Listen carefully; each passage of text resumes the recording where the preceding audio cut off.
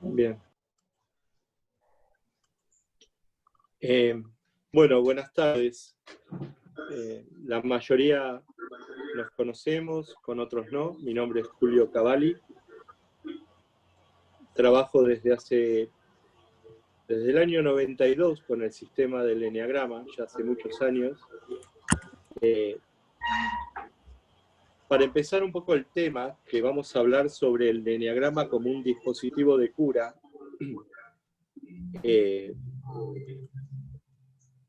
el campo de las adicciones, me gustaría comentar algunas cosas previas.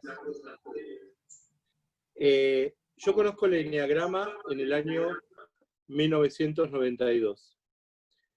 De esa época hasta ahora han pasado mucha agua bajo el puente. Cuando yo me encuentro con el sistema del Eneagrama, me encuentro con un sistema que me hizo ver el orden que yo tenía. Cuando yo hablo de orden, hablo de creencias, de posturas. Era un orden, pero del ego, no era un orden del yo. Es decir, mi ego se encontraba dentro, tranquilo, dentro de un orden, se sentía bien dentro de un orden. Y cuando el ego se siente bien dentro de un orden, no quiere cambiar.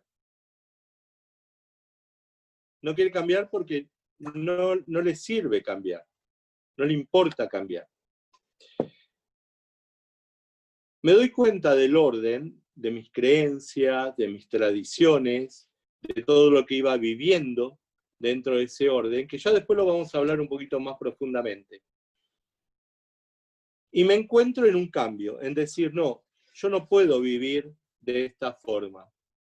Soy una estructura 3 social, con todo lo que implica ser 3 social, cuando estás dentro del ego.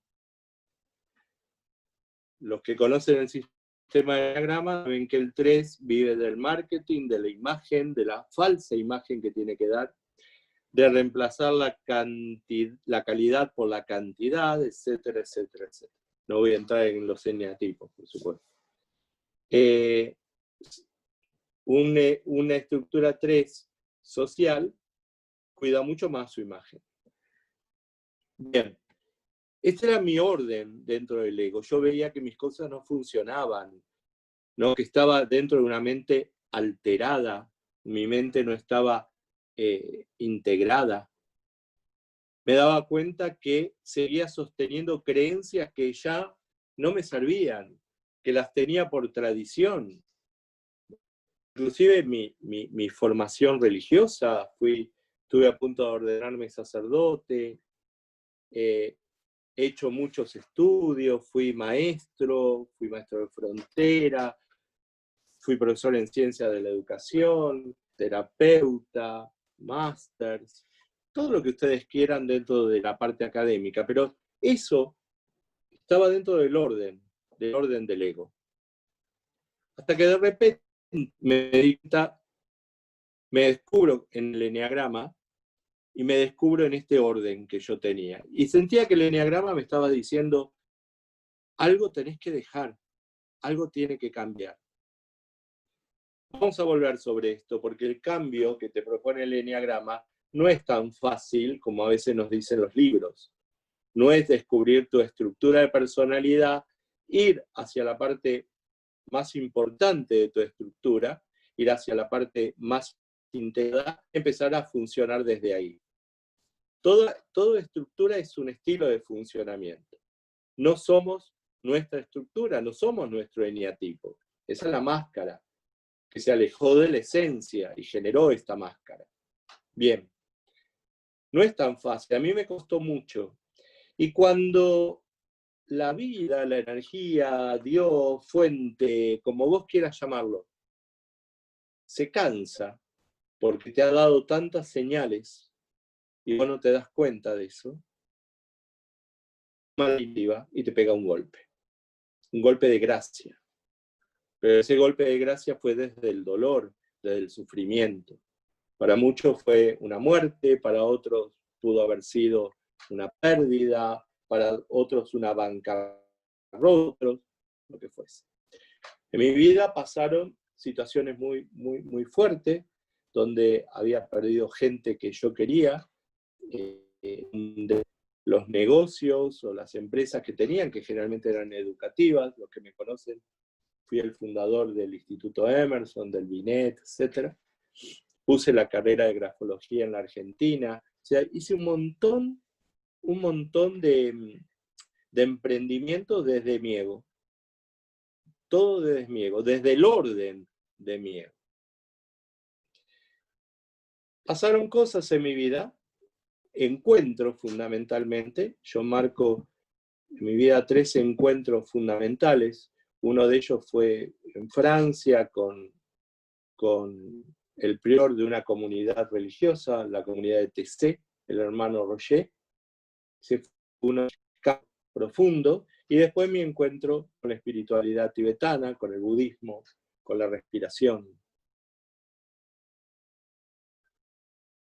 Y ahí vino mi desorden. Ahí me desordené. Pero es en el desorden donde surge el yo. Es ahí donde podemos ver lo lindo y lo feo, lo integrado y lo desintegrado. En ese desorden, frente a tantas cosas que me iban pasando, empezó a abrirse en mí la brecha de lo bueno y lo malo. Y me di cuenta que lo bueno y lo malo no existían, que eran creencias, que eran parte del orden de mi ego. No existían, solo existe equilibrio. No hay bien y no hay mal. No hay cielo ni hay infierno. Hay equilibrio. En la medida que yo lograra mi equilibrio, iba a estar sano. Iba a ser una persona sana. Por eso hablo del desorden del yo. Porque cuando uno no quiere desordenarse, que es la famosa frase de Francisco, del Papa Francisco, cuando le dijo a los jóvenes, hagan lío, es decir, desorden, busquen el desorden que hay en ustedes para ordenarse, pero ya no va a ser un ordenamiento del ego. Ahora sería el tercer momento, que es el reordenamiento. Es el paso del ego al yo. Por eso divido en todo tratamiento que inicio, en toda terapia, en mi trabajo con las comunidades terapéuticas, fundamentalmente en mi trabajo del yo al tú, ¿no? Y que se transforma de un tú a un tú. Lo que busco es que el chico que está delante mío, el adicto o el que tiene tendencias adictivas, ya lo vamos a hablar este tema, ¿sí? Descubra estos 3 momentos de su vida. El orden de su ego, el desorden y el reordenamiento. Orden, desorden, reordenamiento. Bien, yo voy a volver sobre esto, porque a lo mejor no quedó muy claro, pero luego, en el transcurso de la charla, lo van a poder entender mejor. El eneagrama, yo quiero en primer lugar señalar esto, el eneagrama nos ayuda a darnos cuenta de que no somos nuestras personalidades.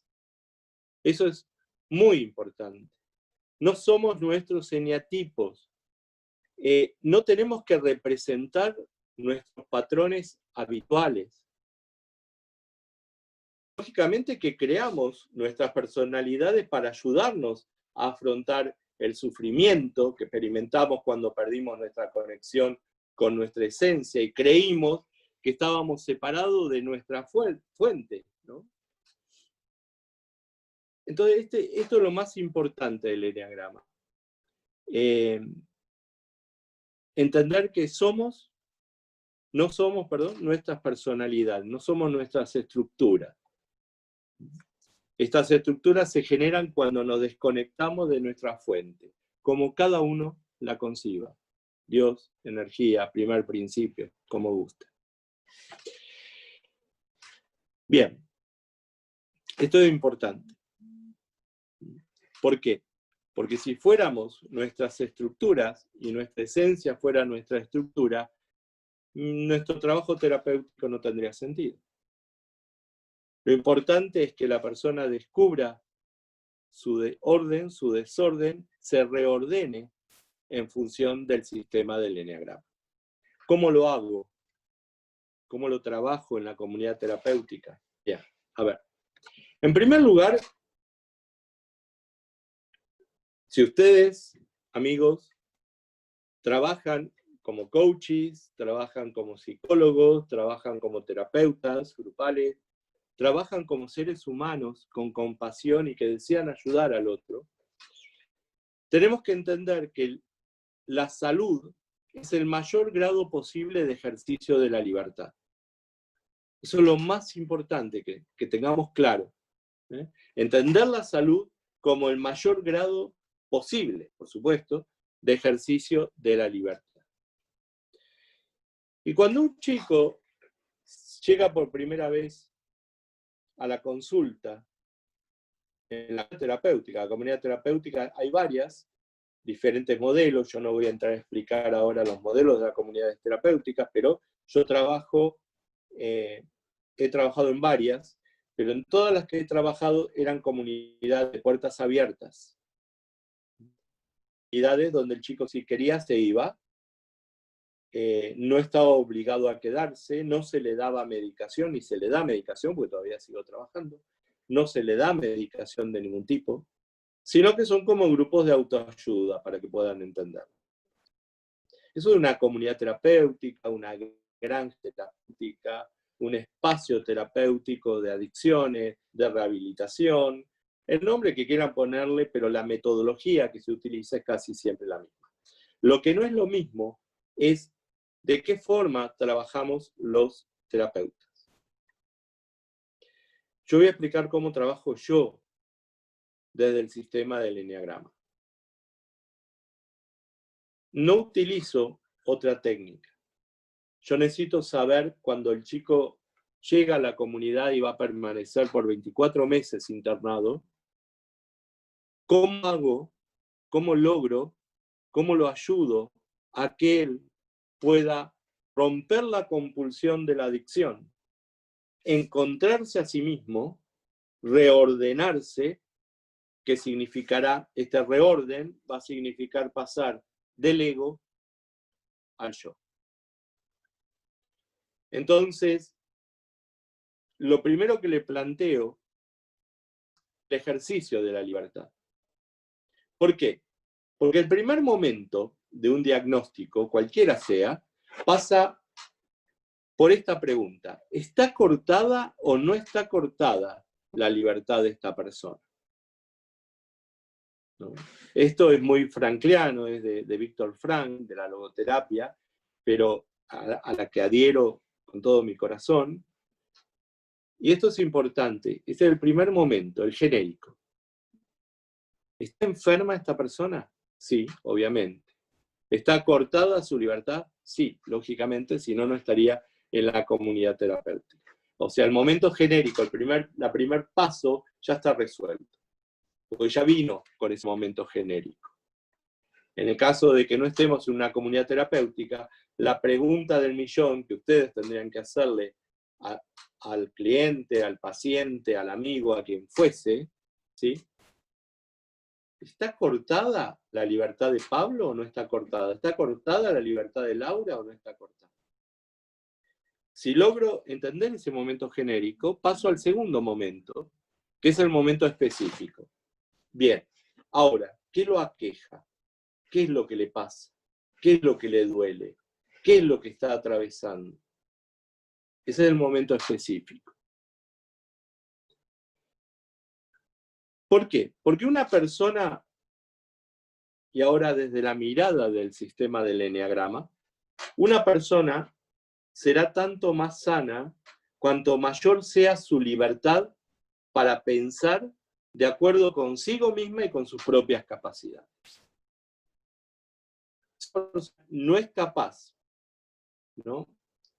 no tiene la libertad de pensar de acuerdo consigo mismo o consigo misma y con sus propias capacidades, estamos en un problema. La persona no está sana.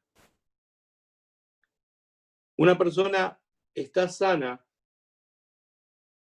cuanto menor sea su compulsión. Cuanto mayor compulsión tenga, y ahí estamos en un problema. También cuando puede establecer la persona, cuando puede mantener, cuando puede gozar de los vínculos. Ahí tenemos un claro concepto de una persona sana. Establecer vínculos, mantener el vínculo y gozar de ese vínculo. Y fundamentalmente, cuando la persona está sana, cuando puede sublimar conflictos e impulsos. Esto es lo que, digamos, parte del diagnóstico. El diagnóstico es fundamental. Tenemos que ser fuertes defensores del diagnóstico. Porque si no hay un diagnóstico claro, no hay un punto de partida. Si no tengo un diagnóstico, no sé qué hacer. Todo diagnóstico es un perfil de funcionamiento. Entonces, ¿cómo funciona este chico que vino a la comunidad terapéutica y está enfrente mío y que con los ojos me está diciendo, ayúdame? Todo diagnóstico es un perfil de funcionamiento, por lo tanto tengo que saber cómo funciona esa persona. Esa hermosa canción, no me acuerdo la autora ahora, que dice, déjame entrar en tu alma, déjame entrar en tu vida. Es fundamental vivirlo de esa profundidad. Torres, ahora me acuerdo. Déjame entrar en tu alma, déjame entrar en tu vida, déjame ser la pata que te falta en tu silla, ¿no? Si escuchan la canción de una pura de compasión, van a ver qué belleza, porque dice todo a lo mejor lo que uno no puede expresar. Es importante como coaches, como terapeuta, como cualquier otra profesión que tengamos, que entendamos la enfermedad como un repliegue. ¿Por qué? Porque la vida es un despliegue. Si yo no me despliego en la vida, significa que me estoy replegando. Entonces, toda enfermedad siempre es un repliegue. Y un repliegue que es como un corte, se vive como una interrupción, se vive como una distorsión. Por eso, el momento específico que les hablaba recién del diagnóstico es tan importante, porque ahí es donde el terapeuta, ¿sí?, el médico, el profesional, el psicólogo, quien fuera, empieza a buscar la estructura de la personalidad. Esta persona, ¿qué estructura tiene? Su orden del ego en la primera infancia, después del Edipo, ¿qué estructura se fue generando en él? De las 9 que señala el sistema y de las 27 si anexamos los subtipos. ¿Por qué es tan importante, amigos, encontrar la estructura y encontrar la estructura correcta? Por eso yo siempre digo que leer un libro del Eneagrama no me hace eneagramista, porque descubrir la estructura de personalidad no es fácil. Yo llevo más de 30 años casi, desde el año 92, no saqué la cuenta, pero trabajando con el sistema. Y todavía dudo cuando una persona está frente mío qué estructura es. Tengo que estar completamente seguro. ¿Por qué? Porque si no, mi estrategia de terapia, mi estrategia de cura, no va a servir. Entonces, toda estructura de personalidad, sea un 1, un 2, un 4, un 7, un 8, un 9, lo que fuera, toda estructura de personalidad va a indicar cómo el sujeto se relaciona con el mundo, cómo se relaciona con los demás y por ende, lo más importante, cómo se relaciona consigo mismo. Esta es la belleza del sistema del eneagrama, que te indica claramente cómo el sujeto se relaciona, tanto con el mundo, con los otros, como consigo mismo. Vemos que cuando, bueno, algunos, generalmente no se usa la palabra estructura, se usa la palabra eneatipo, estilos de funcionamiento, etc. Yo le llamo al eneatipo estructura. Pero toda estructura, todo eneatipo es una armadura. Entiendan el eneatipo como una armadura, porque una armadura, ¿qué hace? Sustenta alguna cosa, sostiene algunas cosas. Toda estructura es una distribución y al mismo tiempo un orden de las partes de un todo. Entonces, cuando estoy frente a la persona, al adicto, a la persona con tendencias adictivas o a un paciente, un cliente que necesita ayuda en este campo específico de la adicción, ¿sí? Para establecer la estructura de la personalidad, tenemos que tener en cuenta tres cosas. En primer lugar, cómo se contacta esa persona con la realidad. En segundo lugar, cómo está integrada su identidad, o sea, lo que llamamos en psicología integración de la identidad.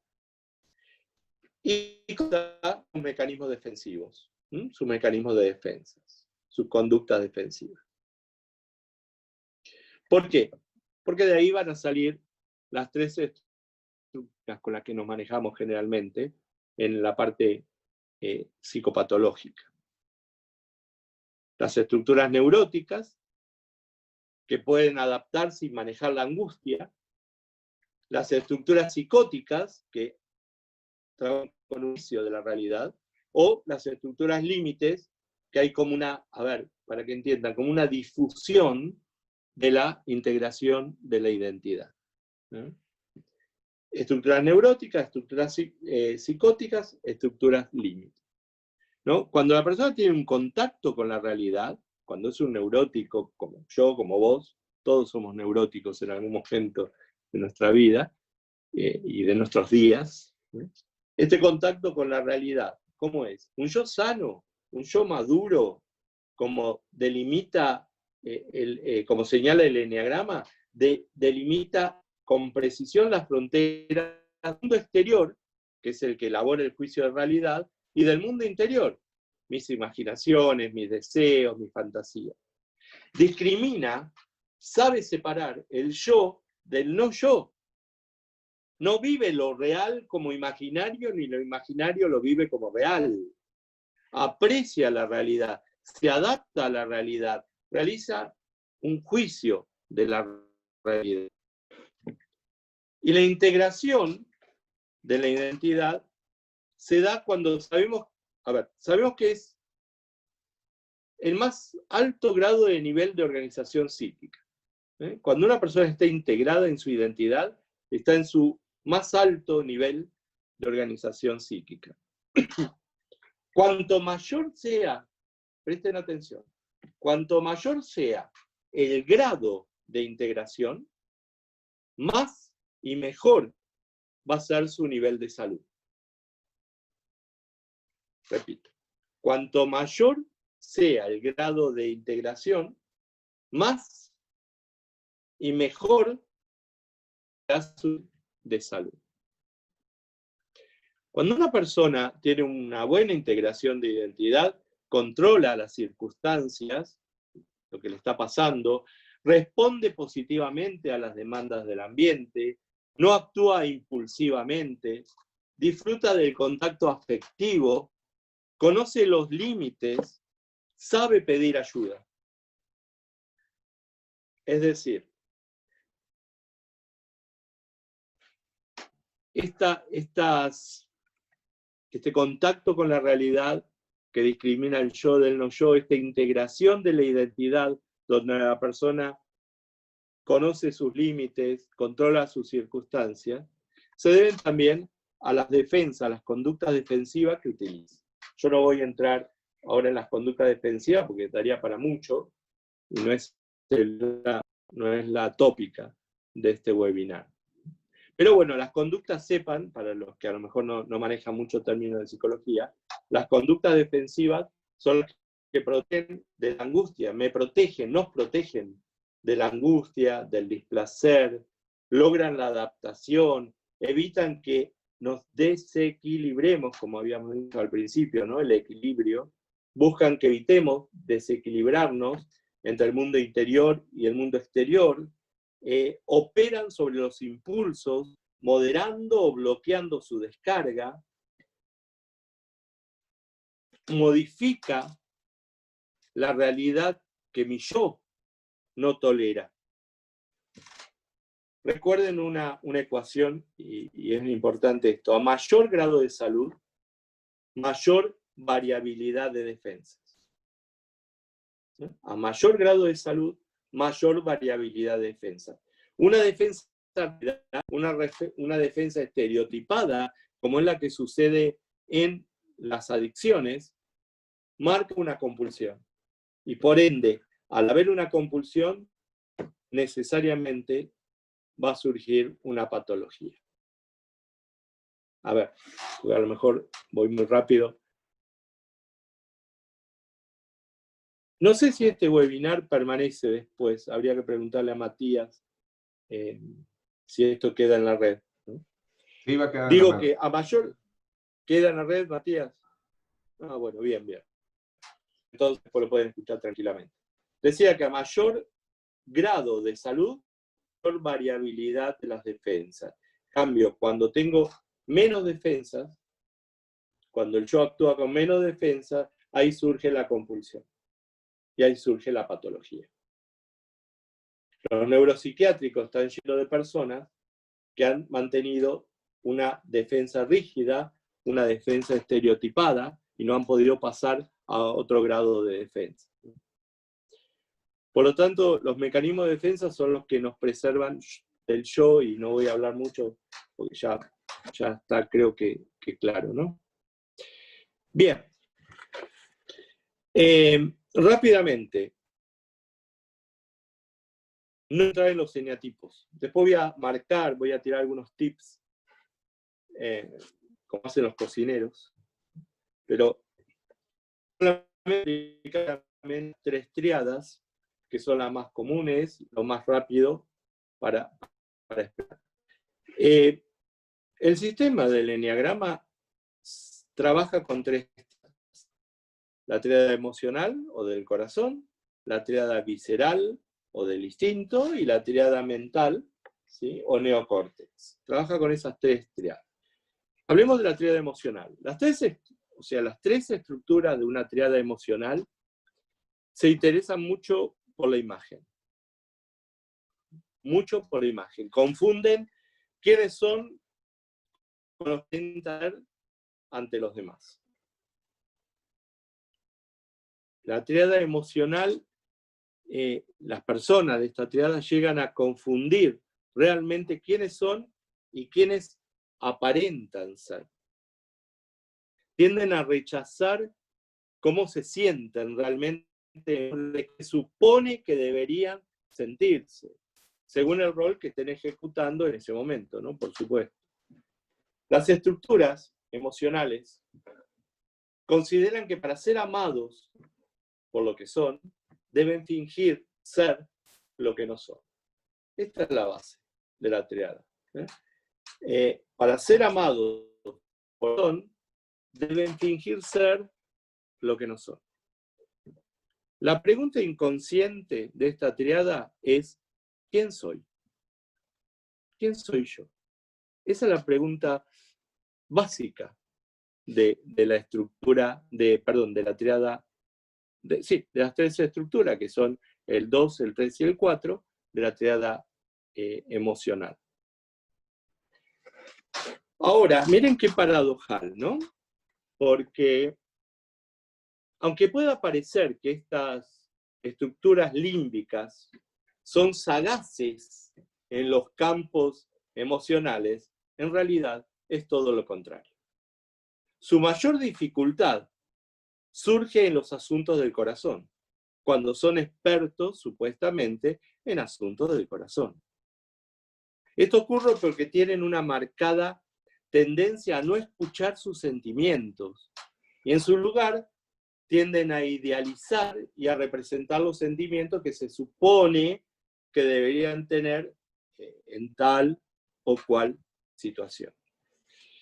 En el origen de las estructuras 2, 3 y 4, suelen encontrarse nenes que fueron mal interpretados, muy elogiados o muy criticados, con demasiado énfasis por su comportamiento externo. De ese modo, ¿no? Se valoró al nene o a la nena ideal y no al nene o a la nena real. Ya adulto, las estructuras límbicas tienden a rechazar sus verdaderos sentimientos por la imagen que ellos consideran que se espera de ellos. Las estructuras 2, por ejemplo, tienden a desempeñar el papel de salvadores del mundo y reprimen sus propias necesidades. Las estructuras 3 buscan vender su imagen de persona confiable y exitosa. Y las estructuras 4, al tener un mal concepto de sí mismas, intentan compensar, equilibrar sus supuestas carencias, interpretando ¿qué? Un personaje único, un personaje ideal, un personaje especial. La tríada mental, avanzo rápido porque si no no voy a llegar al tiempo, la tríada mental tienden a padecer sensaciones de fuerte ansiedad. Esta es una de las tríadas que más se dan en las comunidades terapéuticas. A pesar, uno dice, pero ¿cómo? ¿Un neocórtex? ¿Tantos neocórtex hay en una comunidad terapéutica? Sí, fundamentalmente de los 5, 6 y 7, los que predominan son los 6 contrafóbicos y los 7. Fundamentalmente autoconservadores y sexuales. Entonces le decía, esta triada neocórtex tiende a padecer sensaciones de fuerte ansiedad e inseguridad. ¿Por qué? ¿Por qué, amigos? Porque les preocupa más el futuro y la búsqueda de seguridad y tranquilidad que el presente o que el pasado. Ese es el punto emergente. Padecen una mente inquieta, padecen una mente parlachina, a la que intentan callar, tienden, como les vuelvo a repetir, a la ansiedad, se entregan a comportamientos que creen que van a mejorar, ¿qué? Su seguridad. Bajo su personalidad existe, como la pasión, existe muchísimo miedo. Fíjense en que a diferencia de la tríada emocional, las estructuras de la tríada mental no se confunden acerca de quiénes son ni cómo se sienten. ¿Ven la diferencia? Ellos no tienen confusión en quién son, cómo me siento.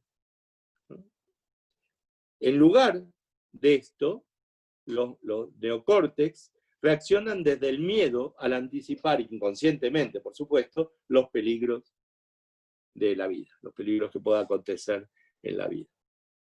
Tienden a padecer dificultades para tomar la acción de forma asertiva, de forma congruente, suelen estar peleando con sus cabezas, suelen sobreutilizar sus mentes para intentar compensar la represión de sus instintos físicos, les cuesta pasar a la acción, su carácter es fundamentalmente dubitativo, y entonces puede generar una especie de nudo, ¿no?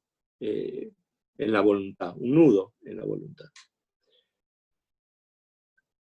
El problema está cómo manejan los desafíos, como compensación a esta problemática.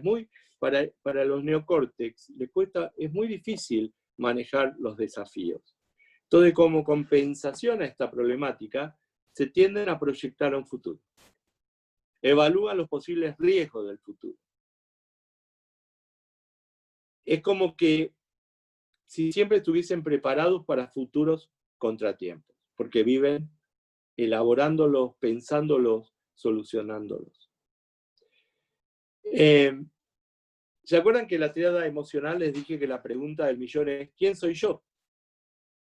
En esta tríada, en la tríada neocórtex, en la tríada del pensar, la pregunta es ¿soy capaz? ¿Puedo hacerlo? ¿Puedo lograrlo realmente? Esta es la pregunta de la tríada neocórtex. Bueno, tienden lógicamente a pensar antes que hacer, ¿no? Quieren tenerlo todo controlado, cuando quieran hacer lo que se les ocurra. Pero de tanto, amigos, de tanto analizar los posibles errores que pudiesen suceder, terminan seguros y muchas veces no realizan la acción por tanto dudar, ¿no? Y acá es donde a veces surge la confusión en terapia entre un 1 y un 6. Y hay que discriminar muy bien. Entonces, este es un poquito el mundo de la triada instintiva, ¿no? Y por último, mental, perdón, y nos quedaría la triada instintiva. Es la que habla de la personalidad 9, la personalidad 8 y la personalidad 1. Se formaron en torno a qué inteligencia? A la inteligencia del cuerpo. Es desde lo instintivo. Recordemos a Freud. Freud decía, el yo es ante todo un yo corporal. Entonces son más serestésicos, ¿no? Son mucho más perceptivos corporalmente, son más auditivos, ¿no?, que visuales. Suelen percibir rápidamente cómo se sienten, a percibir las sensaciones corporales, les guían estas sensaciones para pasar a la acción, entonces no la elaboran cognitivamente, como lo hace el neocórtex. De esta forma, normalmente no tiene mayor dificultad para pasar a la acción. Hay ocasiones, lógicamente, que reaccionan ¿desde dónde? Desde la cólera, desde el arrebato, desde la ira. Es típico que muestren una mayor dificultad en el campo de la razón y puedan experimentar, a menudo, generalmente, como una especie de nublamiento mental, una difusión mental. La estructura de personalidad de los instintivos procuran resistirse a la realidad y tienden a tener siempre problemas de agresividad, problemas de represión, buscan sentirse invisibles en la sociedad, enojados, reaccionando, de forma diferente. La estructura 8 hace notar su presencia de alguna forma. Nunca pasa desapercibido. La estructura 9 puede resignarse, puede dedicarse a hacer lo que se espera de él, entierra su rabia, o muchas veces la expresa indirectamente. Y la estructura 1 puede canalizar todo su enfado en una neurosis, en una preocupación por el orden.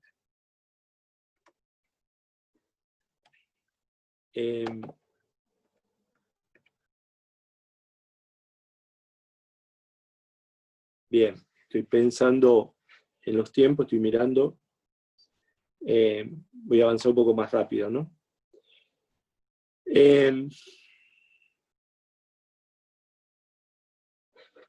A ver, si ustedes me preguntasen, ¿Cuáles fueron o cuáles son en estos 15 años de trabajo en comunidades terapéuticas? ¿Cuáles son los eneatipos predominantes? Puedo dar un orden. En primer lugar, y este es un trabajo que hice y hago casi todos los años, en varias comunidades terapéuticas, en Buscando el Ser, Vientos de Libertad, Nuevos Amaneceres, etc. Comunidades a las que estoy vinculado. En primer lugar, la estructura eneatípica que predomina en una comunidad es el 7 autoconservador, que es el más frío, ¿no? El 7 autoconservador es el más frío de todos los 7. No es tan ingenuo como el 7 sexual o el 7 social. En primer lugar, predomina el 7 autoconservador y en segundo lugar el 7 sexual. 7 sociales casi no existen. La prevalencia, en segundo lugar, es del 8, la estructura 8. La 8 autoconservadora, la 8 sexual y la 8 social. No puedo detenerme, hermanos, amigos, en explicar cada subtipo por tiempo. En tercer lugar, la prevalencia es del 1 sexual. Posteriormente, en cuarto lugar, estaría el 4 sexual.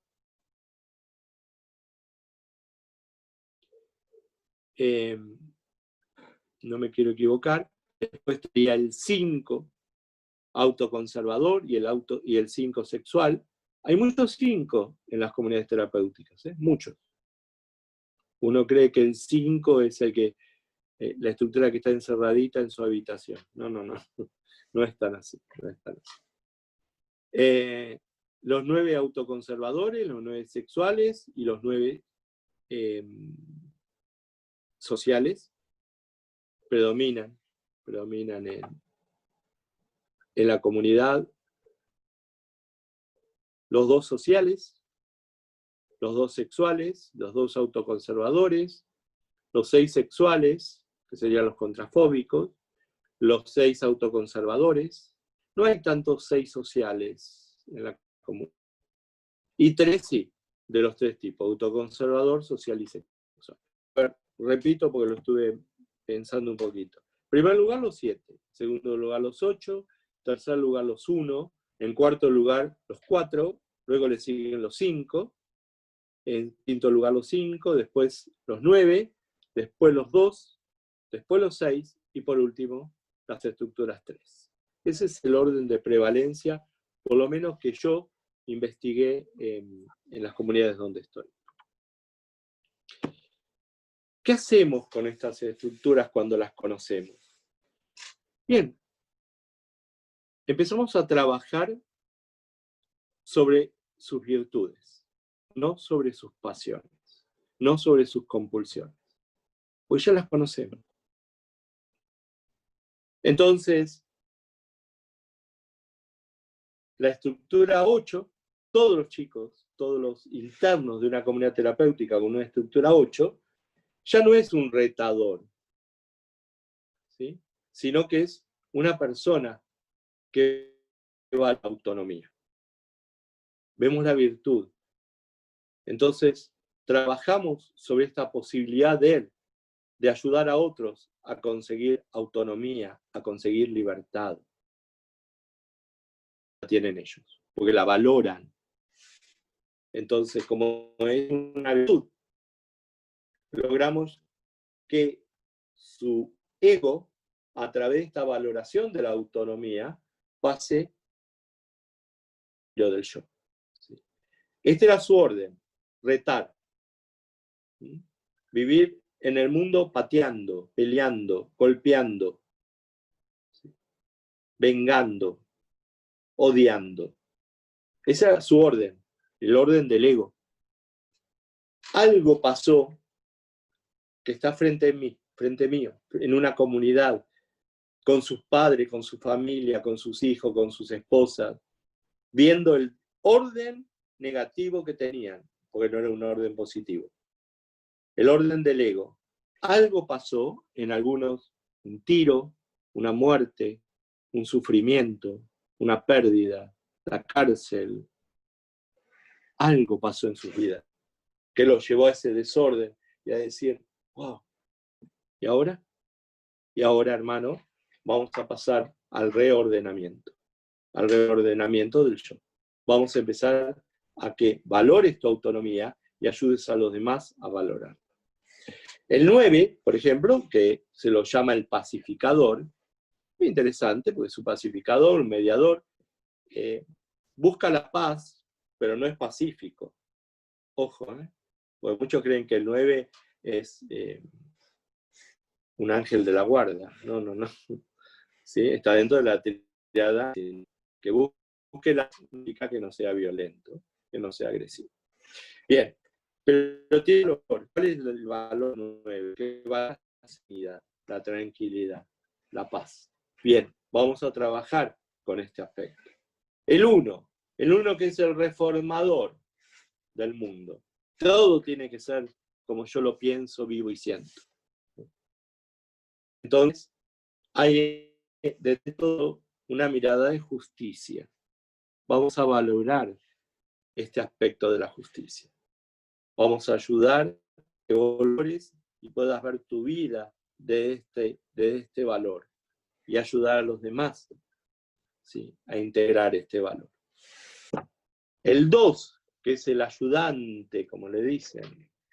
Y bueno, vamos a tomar otro valor. Vamos a tomar para las estructuras 2, el aprecio. Valorar que te aprecien, valorar el ser apreciado por el otro. Muy más ligero. El 3 que es el triunfador. Bien, vamos a valorar algo de este triunfo. Vamos a valorar los triunfos que obtuviste desde la autenticidad. Entonces, lo que vamos a ayudar a los internos de estructura 3 a valorar su autenticidad.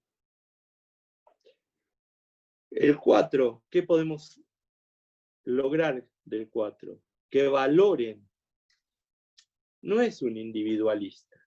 Tenemos que sacarlo de esa mirada del individualista, sino verlo desde la creatividad del 4, cómo valora esa creatividad y cómo puede ayudar a los demás en la creatividad. Pero la creatividad no es hacer crochet, no es dar un cuadro, como a veces se los encajonean a los 4, sino porque son creativos los 4. ¿Por qué? No me pueden contestar porque son muchos, pero bien. La respuesta es sencilla, porque viven creando emociones. En eso son artistas, crean emociones permanentemente. Por eso hay que valorar la creatividad de estas personas. El 5, que es el investigador, no, está bien, perfecto, pero dentro de mi terapia, dentro de mi comunidad, ¿qué hacer con el 5? Lograr que valore ¿qué? La claridad de conceptos que pueda tener. Y ayudar a los demás a aclarar el oscurecimiento de su vida. Los chicos llegan con mucha oscuridad y el 5 puede ser luz para los que no tienen luz. El 6, que le dicen el leal, es una de las estructuras para trabajar dentro de las comunidades terapéuticas más desafiantes, porque hay que valorar las garantías. Y ese es un tema, valorar las garantías. Ser garante. Por ahí pasa la lealtad del 6. El 7 es el entusiasta, es el mono del eneagrama, bueno, ya lo sabemos, ¿no? ¿Qué hacemos con el 7? Que valore las experiencias. Él tiene un cúmulo de experiencias en los lugares equivocados, muchas veces. Que valore las experiencias de los lugares que no fueron equivocados y que las pueda transmitir con ese mismo entusiasmo. Bien, también dentro del sistema hay flechas, yo no me voy a poner a explicar las flechas. Es un componente fundamental en el sistema del eneagrama. Dentro del mandala se entrecruzan estas flechas, nos muestran un movimiento saludable o insaludable. La flecha es la importancia del tema del eneagrama porque nos indica que es dinamismo puro. Que el mandala es dinamismo, que el eneagrama es dinamismo y que el sistema es dinamismo. Hay muchas escuelas, ¿no? Está el Enneagram Institute, que se refiere a las líneas como dirección de integración, lo pueden ver en algunos libros, desintegración. La tradición nativa habla de los tipos de seguridad y los tipos de estrés. Naranjo, Claudio Naranjo, nuestro bendito Claudio Naranjo, que se fue hace muy poquito, utilizaba el lenguaje de hard point and stress point, o sea, todo el corazón y los puntos del estrés. Y Alma planteó un término muy lindo que es la noción del niño del alma, ¿no? Que tanto el padre Richard Rohr como Sandra Maitri lo continuaron desarrollando en sus libros. Bueno, rápidamente,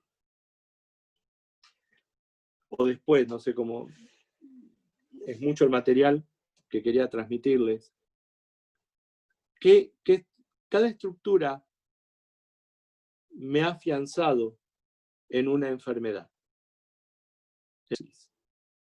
A veces en enfermedades un poco más graves, ¿no? Las patologías de los eneatipos también uno las puede trabajar desde el sistema del eneagrama, ¿no? Por ejemplo, el eneatipo 1, hay algo que vi profundamente en la comunidad y que es la culpabilidad paralizadora. No salen de esa culpabilidad, ¿no? Porque generalmente el eneatipo 1 se lo asocia con el trastorno obsesivo compulsivo, con los trastornos alimentarios, los trastornos depresivos, de personas, comportamientos autodestructivos, pero poco se habla de esta culpabilidad paralizadora que vive en la estructura 1, ¿no? Bien, el eneatipo 2, como histriónico, como personalidad histriónica, somatiza mucho, es hipocondríaco, es lento en tomar la acción. El eneatipo 3 tiene este trastorno de personalidad muy narcisista, bastante depresivo, ¿no? Los chicos, no hay muchas estructuras 3, fíjense que yo las señalé en un orden de prevalencia a lo último. Las estructuras 3 dentro del sistema del eneagrama en las comunidades terapéuticas sufren lo que se llama anedonia, ¿no? Pueden ser acentuados sin acentuar. La anedonia es la incapacidad de la persona para experimentar placer en actividades que son agradables. Es decir, yo soy 3, me gusta vender y no gozo de la alegría del vender. Soy incapaz de experimentar este placer. Desde ahí viene el 3. No es igual a una depresión como la del 4 o una depresión endógena o lo que fuese. Pero también tiene un fuerte trastorno psicopático, negativo, también los 3, no le echemos la culpa, pobrecito, a los 8, ¿no? También son vengativos. La estructura 4 se habla siempre de un trastorno de personalidad evasiva, ¿no? Una depresión grave, por supuesto, una disociación, crisis psicóticas y suicidios muchas veces, sí. Pero esto también se da en la estructura 5, porque la estructura 5 se habla siempre de la patología esquizoide, ¿no? De la patología del esquizotípico, de la personalidad evasiva, de la disociación. Pero también en la estructura 5 la depresión y muchas veces igual que la estructura 4, suicidio. La estructura 6 tenía el sistema como el esquizoide, como el paranoide, con un trastorno también disociativo, de dependencia, con muchos ataques de intensidad intensos, con comportamientos como el 9, pasivo-agresivo. Este mecanismo de defensa, ¿sí? Pasivo-agresivo, no se da solamente en el 9, también se da en la estructura 6. El enatipo 7, que es maníaco, depresivo, fíjense en que tanto el 5, 6 y 7 entran en esta área. El 6 no tanto, pero el 5 y el 7 se confunden un poco con el aspecto depresivo. Hay un trastorno obsesivo compulsivo también, al igual que el 1. Son histriónicos, sí, lógicamente son muy histriónicos. En esto se asemejan mucho al 2, ¿no? Y son los que más abusan de las sustancias nocivas. Por eso los puse en primer lugar en el orden de prevalencia, cuando les expliqué qué eneatipos predominaban en una comunidad terapéutica. No sé si mirar acá o acá, por eso a veces me voy con la mirada, porque tengo 2 cámaras y me pierdo un poquito. Bien, el 8. La estructura 8 es un trastorno de personalidad antisocial. Muy bien, lo dijeron perfecto. Antisocial. Violencia física, comportamiento sádico, aislamiento social y algo que se da en las estructuras 8, que son la prevalencia en segundo lugar, es la paranoia. Ténganlo en cuenta, investiguen. Por lo menos los internos de mi comunidad terapéutica donde yo estoy, 8, tienen, es como una transversal, como algo que atraviesa todo su accionar, la paranoia. Bien, y por último, la estructura 9, que es un trastorno eminentemente disociativo, hay una negación extrema, también hay depresión con mucha anedonia, o sea, con no disfrutar de lo que les gusta, y puede haber una despersonalización en la estructura 9, en el tipo 9, una despersonalización grave que se prolonga en el tiempo. Bien. ¿Cuánto tiempo nos queda, Matías? Estamos en 1 hora, nos quedaría media hora y dentro de esa media hora unos minutos para preguntas. Así que como lo... Bueno, rápidamente, a ver, me gustaría hablar un poquito más pero creo que lo expliqué, que es para mí el orden del ego. El orden del ego lo vemos reflejado no solamente en una persona, lo vemos reflejado en una institución, en una familia, en una sociedad. ¿Qué es este orden? Son leyes, tradiciones, límites, prohibiciones, tabúes, prejuicios, constructos sociales, constructos mentales, órdenes fijas, estáticas, deterministas. Eso es un orden. Y este orden puede ser muy bueno o puede ser muy malo. En la comunidad hay chicos cuya familia lo despertaban con agua hirviendo. Sí, escucharon bien, con agua hirviendo. Cuando la piel se curaba, lo volvían a despertar con agua hirviendo. Chicos que son abandonados, apenas nacen. Chicos que viven en la calle. Y es un orden. Tienen un orden. Manejan un orden. Entonces una familia maneja un orden, una institución. La Iglesia de Chardin y el padre y Krishnamurti decían que era muy, pero muy bueno nacer en una religión, pero que era malo morir en ella.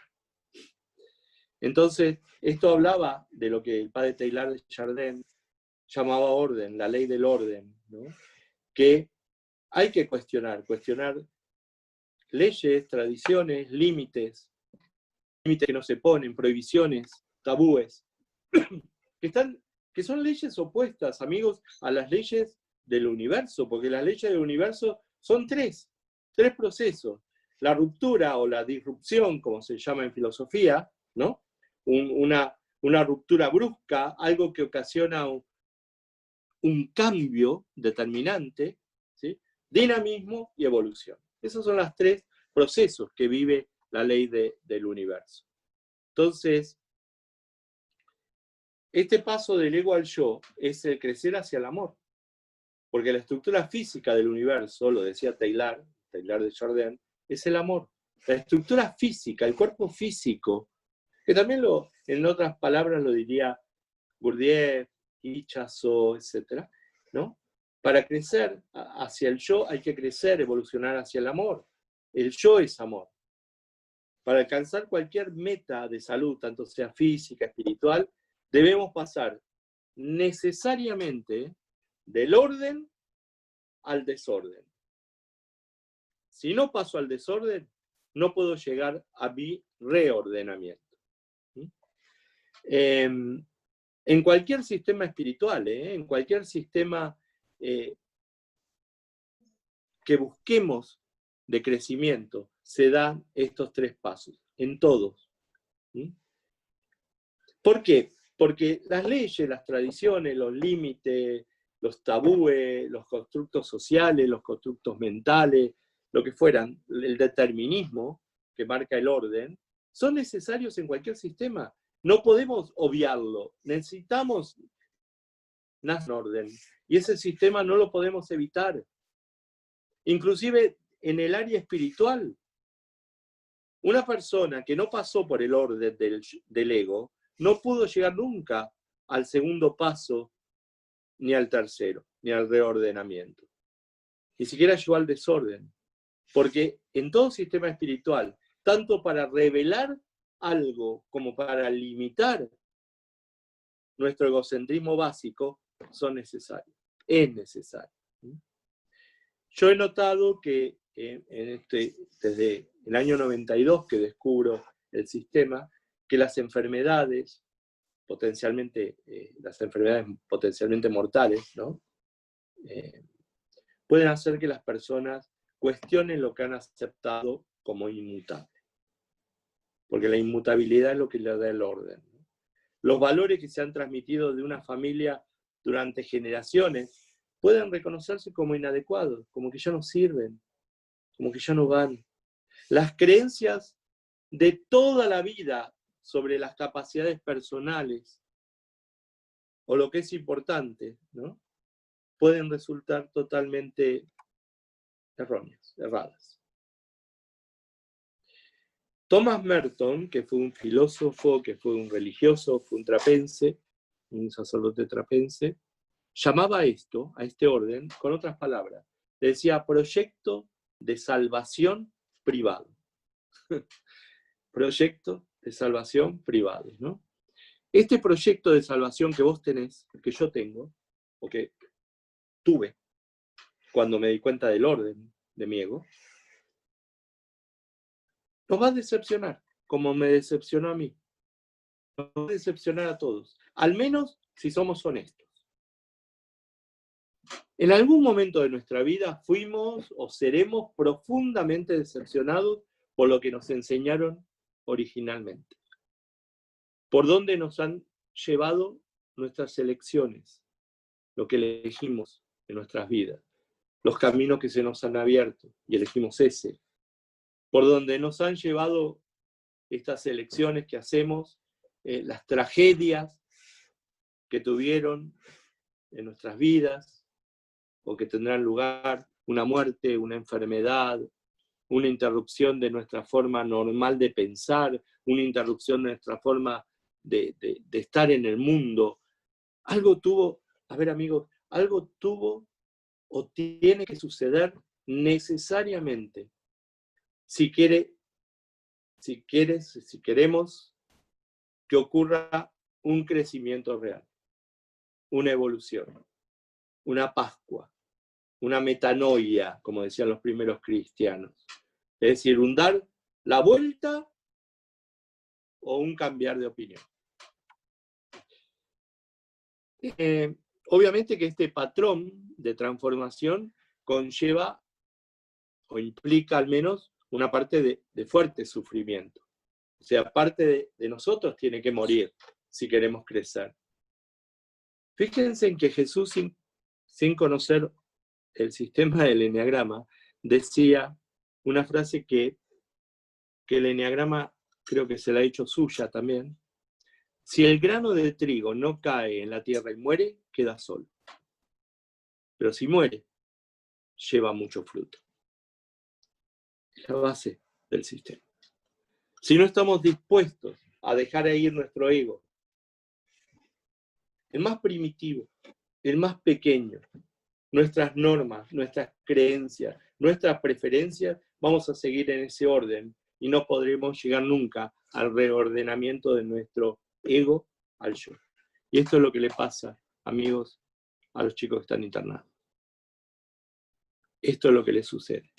Necesitan abandonar el ego, destruir normas, destruir creencias, destruir preferencias, ¿sí? Para poder reordenar toda su vida. Y esto no es solamente lo dijo Jesús, todas las grandes religiones lo han dicho, ¿no? Jesús tiene, se los recomiendo, un diálogo muy profundo y véanlo, lean ese diálogo con Nicodemo, por ejemplo, el diálogo que Jesús tiene con Nicodemo desde la mirada del eneagrama. Hay que nacer de nuevo, le decía Jesús a Nicodemo. Y no solamente tenemos, te va a decir el sistema del eneagrama, no solamente tenemos que nacer, sino que tenemos que rehacer del alma. El refresco de los ojos debe nacerse una y otra vez. Miren, a mí me gusta mucho la poesía, leo mucha poesía, y hay un autor inglés que me fascina, que se llama Cummings. Cummings tiene un verso muy lindo que dice: los ojos de mis ojos están abiertos. Y yo cuando estoy frente a una persona que sufre, una persona que necesita mi palabra, que necesita mi brazo, que necesita mi apoyo, que necesita una cura, que me viene a contar su historia para ver cómo sale de este orden, entrar en el desorden para reordenar su vida, me digo, no puedo mirar con mis ojos, tengo que mirar con los ojos de mis ojos, ¿no? Siempre habrá una situación en nuestras vidas que no podemos arreglar, que no podemos controlar, que no podemos explicar, que no podemos cambiar, que no podemos incluso comprender. Y yo me di cuenta que estos chicos que están internados, yo, ustedes, todos los que han evolucionado de su ego al yo, han perdido algo. Han perdido un trabajo, una fortuna, una reputación, una casa, o tuvieron que soportar una enfermedad. En este viaje, y no se asusten, porque el ego lo sabe y por eso se quiere quedar en el orden, en este viaje alguna caída está programada, pero es necesaria para reorganizarme. A lo mejor ya estuvo esa caída y pueden verla de ese misterio, de ese lugar. Si nosotros evitamos, negamos el dolor, evitamos la caída, que es necesaria, nos vamos a alejar profundamente y vamos a seguir lejos de las profundidades espirituales que habla el sistema del eneagrama. Porque espiritual no tiene nada que ver con religioso, ya lo sabemos. Hay gente muy espiritual que no es nada religiosa, que es inclusive atea, pero gente religiosa que no es para nada espiritual. Entonces, queremos permanecer en el orden, queremos permanecer en la razón, queremos permanecer en ese lugar en vez de pasar al desorden, ¿no? Recuerden el mito de Adán y Eva, pues en definitiva es un mito. El paraíso, ¿no? El entorno idílico, todo en paz, todo inocente, Dios que le dice, de todo pueden comer menos de ese árbol del conocimiento. ¿Por qué? Porque van a dejar de ser infantiles, van a dejar de ser sanos, van a ser responsables de sus propias vidas, van a ser expulsados del jardín, van a ser responsables de todo lo que acontezca de ahí en más. O sea, ¿qué es lo que pierden en el jardín del Edén? Llega el conocimiento, adquieren el conocimiento, pero han perdido la inocencia. A esto les recomiendo, y hay muchos grafólogos seguramente escuchándome, esto es lo que va a ser el leitmotiv de Klages para hablar del fort niveau o del nivel de forma. Por eso, en Pascua, escuchamos esa famosa antífona, bendito sea el pecado de Adán. Y uno dice, ¿cómo el pecado de Adán bendito? Y bueno, después la liturgia continúa diciendo, porque nos ha dado tan amoroso Redentor. Es decir, la caída era necesaria. Quino, el famoso escritor de Mafalda, cuando escribía en Clarín, publicó una vez Adán y Eva sentados debajo de un árbol, en el segundo cuadro Adán y Eva sentados debajo de un árbol, en el tercer cuadro Adán y Eva sentados, y así hasta el séptimo cuadro del dibujo donde seguían sentados, ¿no? Entonces, en el último cuadro se lo ve a él besando a la mujer, ¿no? En la cocina, y la mujer se queda como impactada. ¿Qué le pasa a este? Claro, la caída nos llevó al desorden y el desorden al reordenamiento, que es lo que llamaríamos dentro del cristianismo la resurrección, la epifanía. Bien, es el darse cuenta, ¿no? En términos de Gestalt, por ejemplo. Bien, rápidamente me voy a ir un poquito de todo esto. Era señalarles, quería explicarles un poco cuál era el propósito del sistema, del eneagrama, ¿no? Porque necesitamos un contenedor muy fuerte para contener los contenidos, las contradicciones que llegan a lo largo de este paso del orden al desorden, ¿no? Miren, voy a decir algo que espero que me lo entiendan. Necesitamos, no sé si decirlo porque va a llevar a confusión, pero bueno, necesitamos una estructura del ego muy fuerte para soltar nuestro ego. Necesitamos una estructura de ego muy fuerte para soltar nuestro ego. O sea, necesitamos luchar con las reglas un poco más antes de descartarlas. Luchar con el orden. Pelear. Internalizar. ¿Tenés internalizados antivalores? Bien, vivilo como positivo, porque van a chocar con los valores externos por un tiempo. Y ahí se van a reacomodar. Y ese es el misterio del eneagrama. Ese es el sistema del eneagrama. Ese es el sistema, el misterio de la flecha. Chocar valores con antivalores, permanentemente. Y elegir.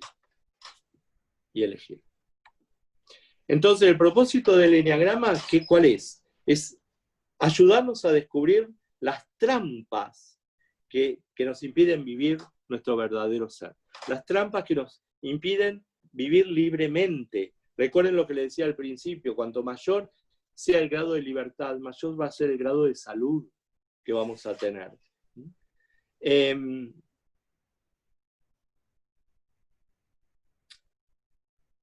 Ver, cuando se acerca un chico a la comunidad, no busco ver la pasión solamente, sino la antítesis, la virtud. ¿Cuál es el fruto de su espíritu? ¿Cuál es su virtud especial? ¿Qué caracteriza a esa persona? El eneatipo es siempre el reverso, ¿no? La virtud de un eneatipo es siempre el reverso de la pasión. Entonces, cuando entendemos al eneagrama como una estructura, como un perfil de identidad total, y no como un tipo de personalidad de un solo número, estamos expandiendo, amigos, estamos expandiendo nuestra capacidad de crecimiento, nuestra capacidad de salud, en una multitud de direcciones. Pero tenemos que sacar la palabra tipo por algo más fuerte, como una identidad total. Por eso es el grado de salud. Porque abarca todo nuestro ser. No hay una parte que no sea abarcada por eso, ¿no? O sea, no soy una personalidad. Ni siquiera personalidades múltiples. No lo somos. Tenemos una identidad total, una identidad única, ¿no? Y lo que crea y caracteriza mi identidad, tu identidad, puede trazarse con cualquiera de los 9 números del eneagrama. Ese es el dinamismo, no solamente con uno. Bien. Por eso en la comunidad hablo más de eficiencia y de ineficiencia, ¿no? Esto no es mío, proviene de un autor, de un médico inglés que ya les voy a recomendar luego al final, un librito, está en inglés, ¿no? Que trabaja la parte de enfermedad y la parte de eneagrama desde una mirada teológica. El autor se llama, el doctor se llama Jerome Blum. Lub. L-U-B-B-E. Jerome Lub. Bien. Entonces, cuando tengo el chico, ya estoy terminando, cuando el chico está frente mío, en una comunidad, como coach, como terapeuta, como profesional de la salud, como que fuere, tengo en cuenta que tiene acceso a los 9 números. Tengo que ver tres aspectos fundamentales: naturaleza, crianza y disciplina. Son 3 puntos muy importantes para el coach cuando trabaja desde el eneagrama. Porque basándome en la naturaleza, en la crianza de la persona, en la disciplina que tuvo, va a expresar los valores de cada número en diferentes grados de intensidad. Y esos grados de intensidad van a estar de acuerdo a la experiencia vivida. Recuerden, naturaleza, crianza y disciplina. Porque encontrar nuestro número es el primer paso.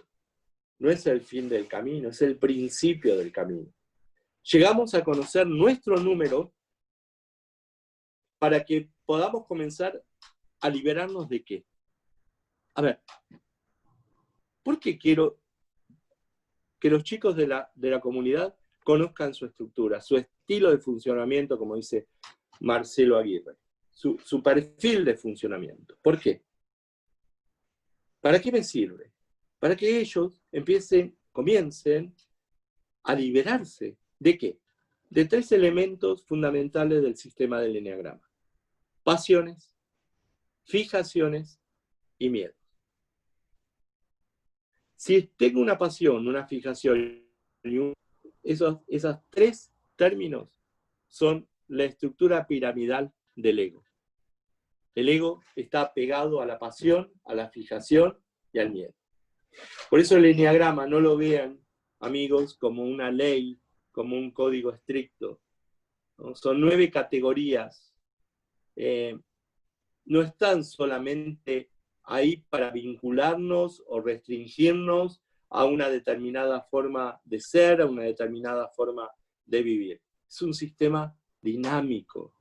Reconoce que los humanos somos muy complejos, no complicados, complejos, que estamos matizados para encajar fácilmente en toda categoría que se nos ponga. El eneagrama nos apoya, nos ayuda, nos convence en este viaje humano de evolución, de maduración. Nos ayuda a desarrollar nuestro testimonio no externo, interno, para que podamos estar, como dirían los budistas, lo suficientemente desapegados como para dar un paso atrás y observar nuestros patrones de comportamiento neuróticos y comunes. Bien, Me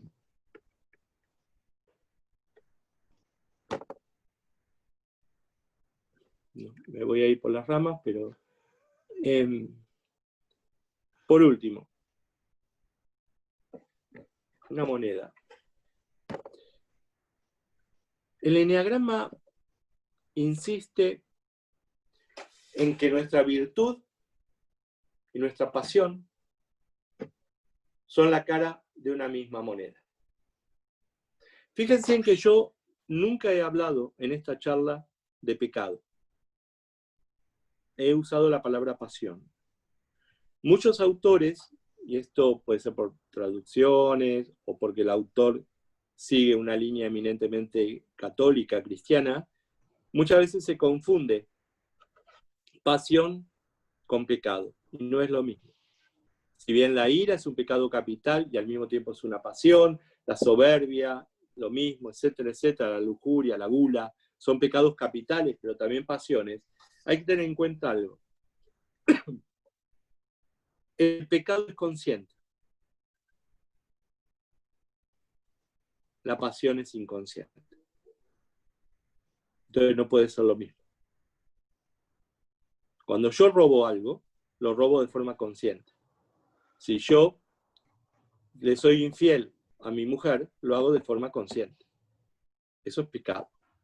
O lo que se denomina pecado en las tradiciones cristianas. Pero la pasión es diferente, porque la pasión de la lujuria, la pasión de la ira son inconscientes. Bien, lógicamente que la forma que tenemos de controlar, o yo por lo menos de controlar mi don, es a través del defecto, no tengo otra forma de controlarlo, ¿no? Y la forma de descubrir nuestros defectos es a menudo a través del don. Entonces, este es otro paso en la comunidad terapéutica. ¿Cuál es el don de la persona que tengo enfrente mío? Si descubro su don, puedo llegar a que él vea sus defectos. Pero también viendo sus defectos, puedo llegar a comprender cuál es el don de esa persona. Qué contradictorio, ¿no? Bueno, no sé, creo que estamos en tiempo, ¿no? Estamos en tiempo. No sé si... Yo no hablé, sí. no hablé de adicciones porque me parecía que no era la tópica, sino cómo se trabaja en una comunidad, ¿no? Hay algo importante que lo tenemos en la puerta lo tengo yo en la puerta de ingreso a mi consultorio en la comunidad, que es una frase del profeta Jeremías. Y Jeremías, que no conocía supuestamente el eneagrama, tiene una frase que involucra al eneagrama. Dice, en Jeremías 1:10, dice, tu trabajo, Matías, tu trabajo, Julio, tu trabajo, Daniel, tu trabajo, María, es desarmar y demoler, para luego poder construir y plantar de nuevo. Eso le dice Dios a Jeremías. Debes destruir, debes demoler, para después construir y plantar de nuevo, ¿no?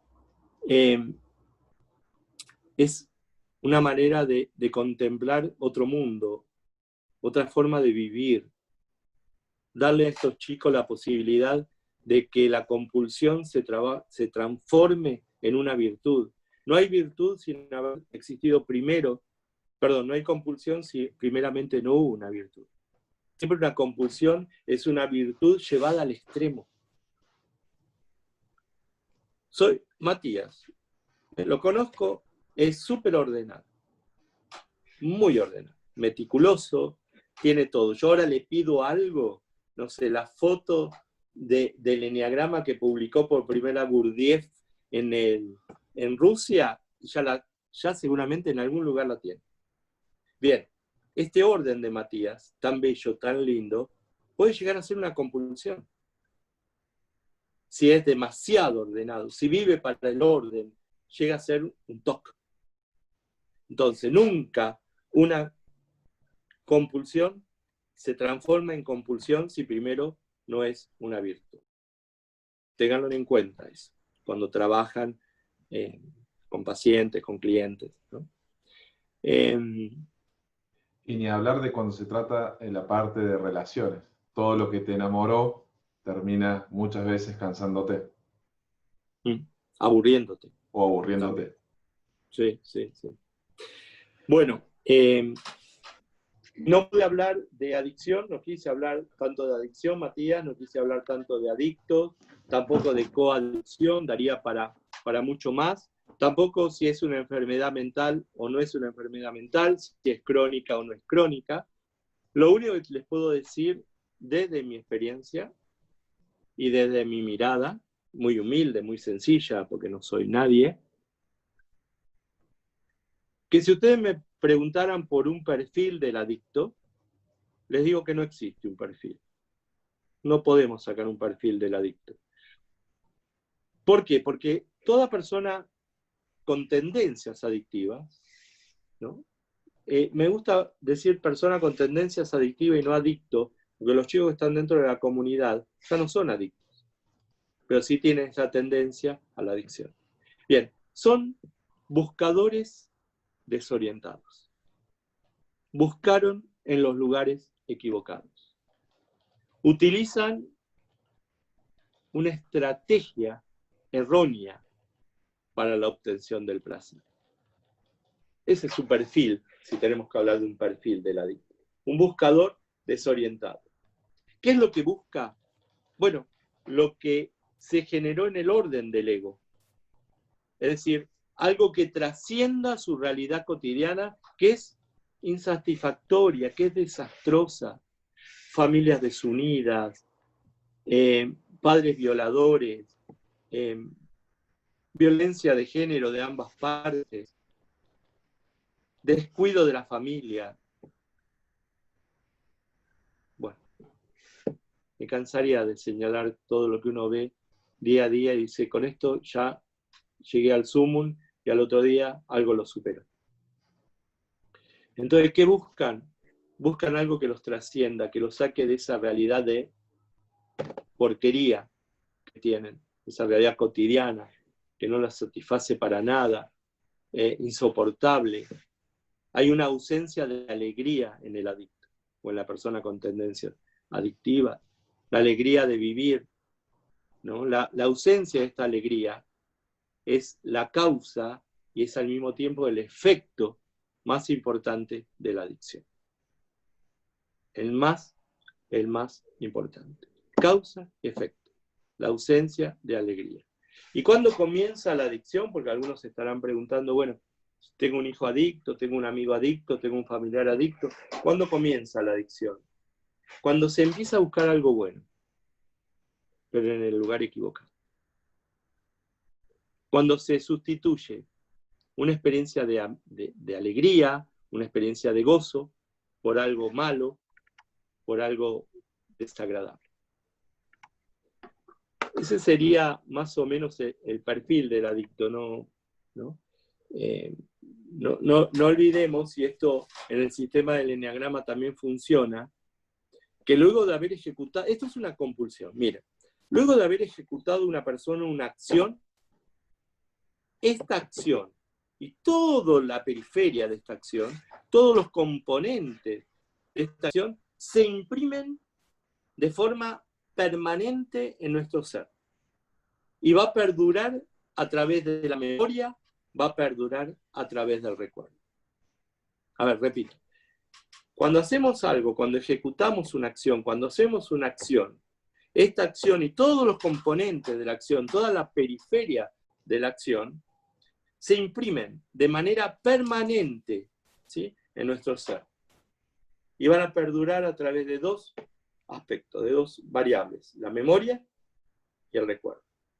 Por eso se genera una triada que es imposible de borrar. Y esto lo dicen las espiritualidades, lo dicen fundamentalmente los budistas. Deepak Chopra también lo señala mucho en sus libros, que es acción, recuerdo, deseo. Así de simple. Acción. Recuerdo, lo deseo, obviamente. Por eso lo sano, y esto es lo que aplicamos en la comunidad, lo sano no es librarnos de esos recuerdos. Julio, me viene a la mente cuando estaba en la esquina, Julio me viene a la mente cuando me drogaba con mi papá, Julio me viene a la mente cuando fumaba crack y caía en un estado depresivo. Bueno, lo sano no es librarnos de esos recuerdos, porque son deseos que subyacen en la mente de cualquier comportamiento adictivo, sino en crear, en generar en la persona nuevos sentimientos.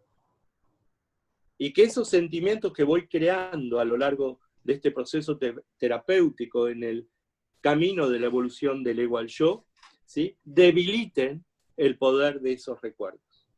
Pero que los debiliten, va a ser muy difícil que los destruyan. Porque ya tienen un poder destructivo. No olvidemos que hay una costra, una gruesa costra de mala salud mental, de una mala salud física y de una mala salud emocional, y eso separa al adicto del mundo exterior. Incluso lo separa de sus sentimientos. Hay una separación muy grande, ¿no? Bien. El eneagrama, y juro que con esto termino, el eneagrama nos dice que dentro de cada uno de nosotros hay un recuerdo de la perfección. Está grabado en nuestras células. Es imborrable. La base espiritual del sistema del eneagrama nos dice que dentro de cada uno de nosotros hay un recuerdo de la perfección, que está grabado en nuestras células y que es imborrable. Obviamente que se cubre de toxinas, se cubre de impurezas, lógicamente.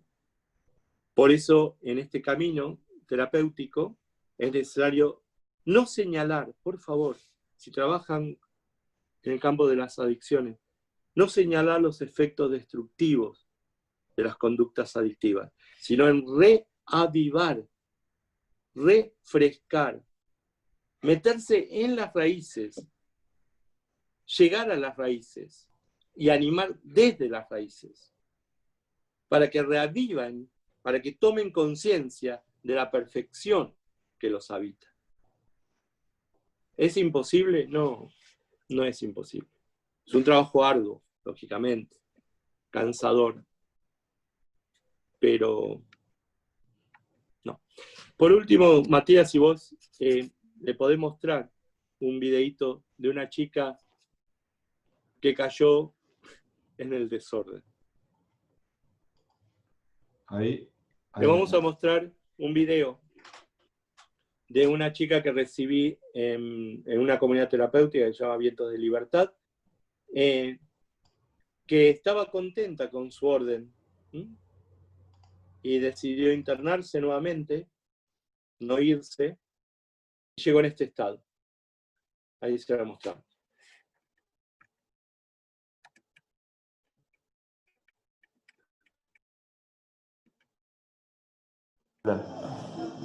Me siento que estoy haciendo algo bien.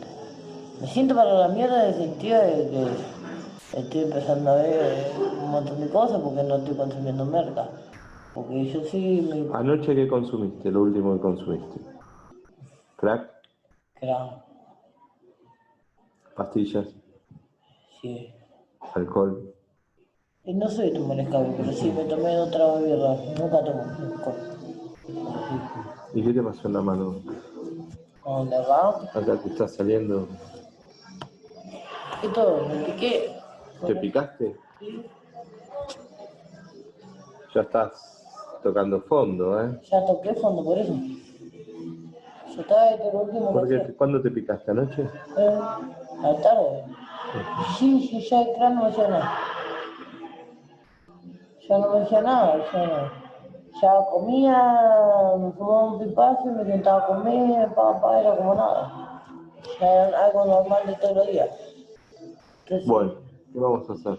Primero ir a dormir un rato, ¿no? Sí. Primero ¿Sí? recatar, sí, después empezar a recatar. Después darte un baño, porque estos pelos de cuánto hace que no te bañas. Ayer me bañé. ¿Ah, te bañaste?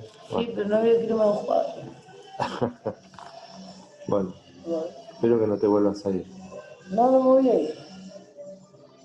Voy a ponerlo. Yo digo, bien, mientras vos me hagas la guerra porque me vaya, no me voy a quedar. En ese sentido, ese recabezador. Van a hacer la guerra, bueno, y mandarme que yo me quedo.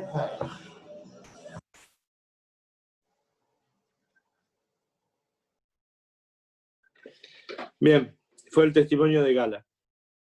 Bueno, hasta acá. No sé si hay alguna pregunta, no sé cuánta gente son tampoco.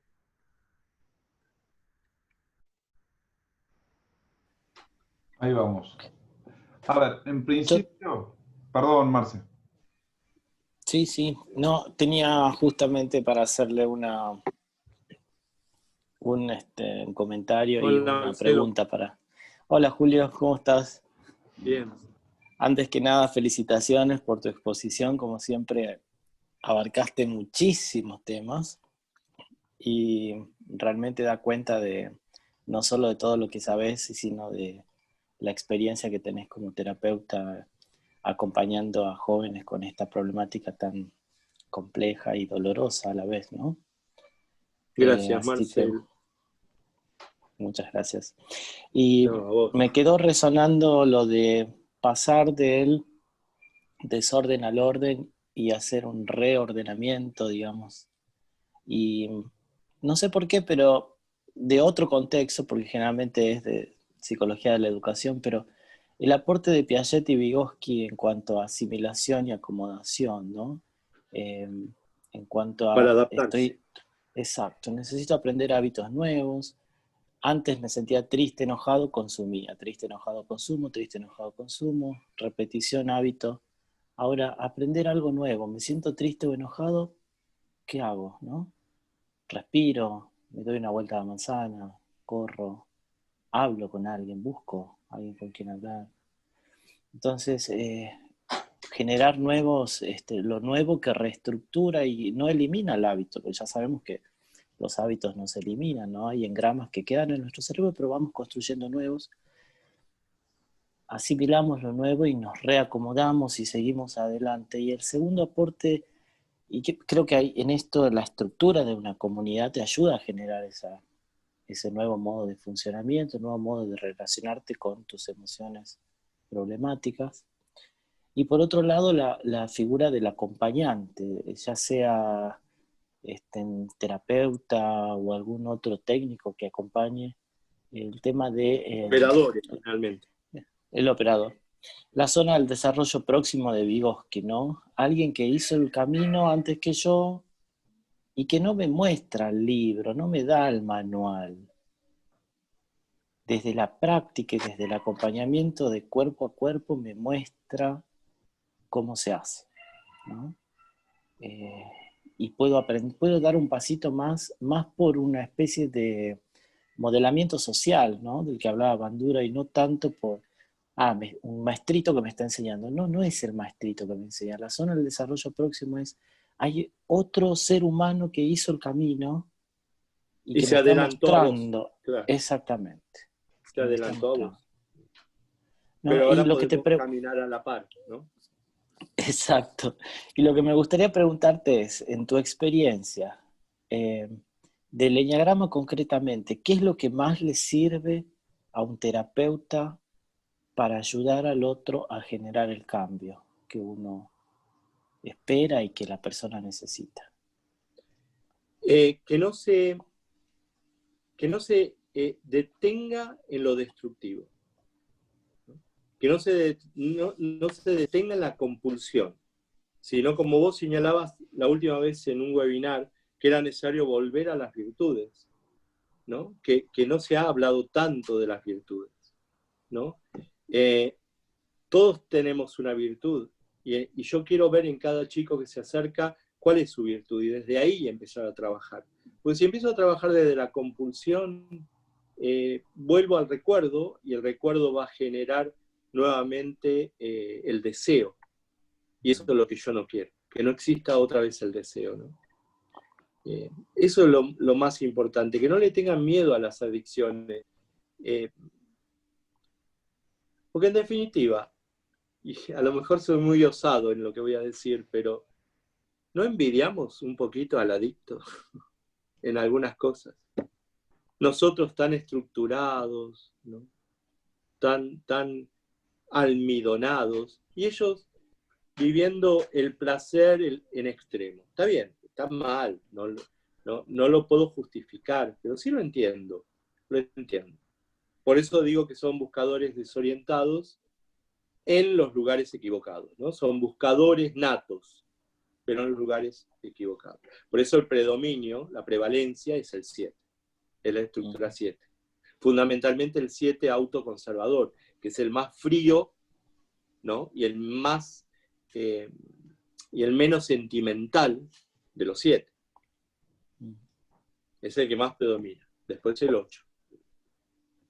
Qué bueno esto, esa capacidad de poder ver la parte sana y buena en potencia en el otro, que quizás está tapada por la adicción y por todas las consecuencias que trajo la adicción, y qué es lo que uno ve cuando normalmente ve así, superficialmente a alguien que está en consumo, ¿no? Cuando un chico llega por primera vez y te empieza a contar la historia, generalmente la primera entrevista, como te pasa a vos también con tus pacientes y como le pasa a todos, la tomamos con filtro, porque generalmente la primera entrevista está la mentira con la verdad, ¿no? Es la imagen que se va a destruir y no quiero que se destruya. Entonces, bueno, en los chicos adictos, salvo que estén muy mal, que la necesidad de ayuda sea tremenda, que son totalmente honestos. Pero muchas veces está la mentira metida. Yo cuando me cuentan la historia, su primera parte, ¿no? Del orden, digamos, del ego, le hago la pregunta de Víctor Frank: ¿y por qué no te mataste? ¿Sí? Víctor Frank decía, la primera pregunta que le hacía en su consultorio era: ¿por qué no se suicidó? ¿No? Lo cuentan en el prólogo del Hombre en busca de sentido. Y él se queda: ¿y por qué no me maté? Porque te querés, porque te amás, porque hay un montón de cosas buenas dentro de vos que no querés perder. Y ahí tenés una plataforma para iniciar el diálogo, ¿no? Con el chico. Vos los conociste, María lo conoció, mucha gente de ustedes lo conocieron, de la comisión directiva, y vos decís, pero ¿cómo este chico está internado? ¿Cómo este chico, cómo se expresa, cómo vive, los valores que adquirió, estaban en él? Era como no sé, como un método socrático, ¿no? Estaba dentro de él y lo tuvimos que ir sacando, ¿no? Porque estaba la bondad, estaba el amor, estaba la compasión, estaba la serenidad, estaba la fortaleza, estaba la valentía. Y eso, ¿por qué no estaba antes? Tuvo que pasar el desorden para llegar a un reordenamiento. En ese sentido lo decía, ¿no? Muy bueno. Gracias, Marce. No sé si hay más, Mati, si hay alguna pregunta más. Hay un montón de agradecimiento por la claridad, agradecimiento y gracias. Mucha gente diciendo que excelente, muy enriquecedor lo que expusiste, sublime. Pero había una pregunta que quedó aquí que era: ¿cuál sería la pregunta típica que se hace la tríada instintiva? A la tríada instintiva. Sí. No tengo una pregunta porque va a depender de la historia del chico, pero la pregunta que le podéis hacer a los viscerales es: ¿por qué actúas como actúas? ¿Por qué esta persona actúa así? ¿Por qué tiene esta impulsividad?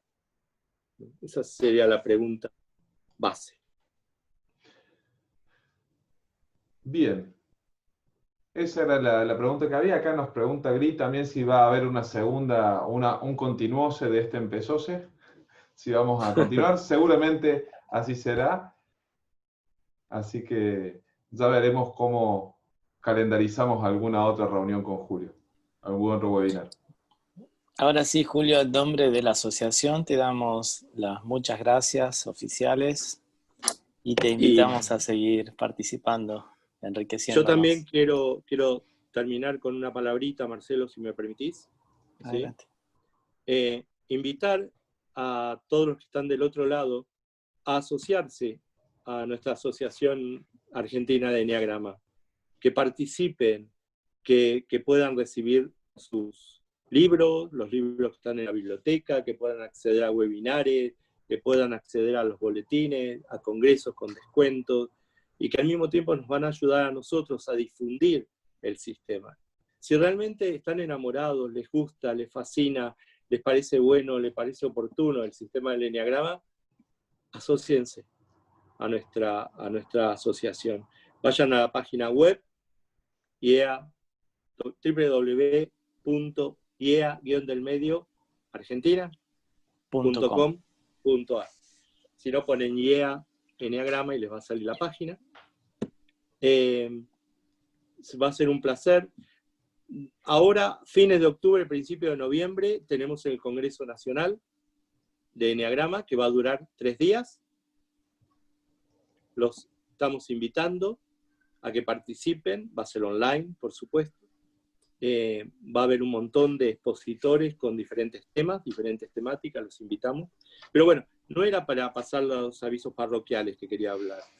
Era para agradecer. Mañana asume una nueva comisión directiva en la Asociación Argentina. La va a presidir por estos próximos 2 años María Paz, que era hasta el momento vicepresidente, y va a asumir la vicepresidencia que condujo este webinar, Matías Maceira. Y el que se nos va es Marcelo, Marcelito Aguirre. Pero bueno, se va de la sillita de presidente, pero se queda con nosotros. Y yo, Marcelo, públicamente te quiero agradecer todo lo que hiciste. Fue una gestión muy buena, como venimos teniendo, como la gestión de Viviana, que fueron realmente sublimes.